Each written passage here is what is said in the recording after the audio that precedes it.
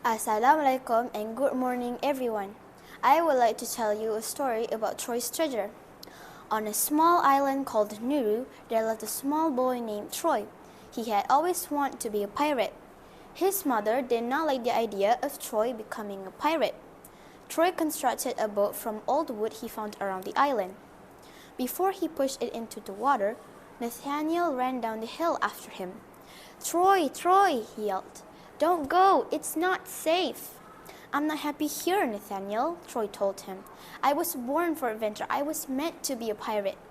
"Your family is here," Nathaniel argued. "Your mother loves you, and your friends love you." "No matter where I go," Troy said, "I'll always have you in my heart." Troy pushed the boat into the water and then jumped on. Just then, the boat started to spin. He opened his eyes to find that the boat was caught in a huge typhoon. Eventually, he lost his grip, but managed to catch the sides of the boat. It crashed into the water, and all Troy could see was blackness. He woke up with his head hurting. His vision was blurry, but he managed to see that he was on shore. In front of him was a big mouth of a cave. He thought for a moment, and realized it could be the cave that had the buried treasure inside. It was pitch black inside. He continued on through the darkness and past the scurrying sounds. He turned the corner of the cave, and he saw some light in an opening further into the cave. The buried treasure! Troy walked toward the treasure, but then something large and black fell down in front of him. Troy let out a scream and jumped backwards onto his bottom. Hanging in front of him was a giant spider. Troy wanted to cry. He had never been so terrified in his life. The spider let out a loud, excited screech. It lunged at Troy, and without thinking, Troy threw the wooden sword into the spider's one giant eyeball. The spider screeched in pain and shook his head. The spider lifted itself back up to the ceiling by its web. With his heart pounding in his chest, Troy ran up to the treasure and opened the lid. His heart stopped when he realized there was nothing in it. He got caught in a typhoon and battled a giant spider for nothing. He looked at his wooden sword and threw it into the ground angrily. "What are you doing, Troy?" a voice said behind him.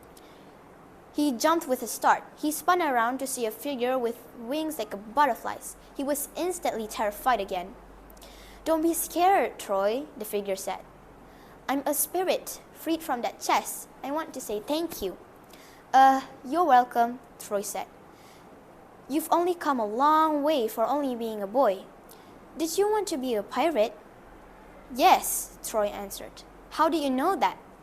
"I know everything," the spirit answered. "I know that you left behind a mother who was very worried about you.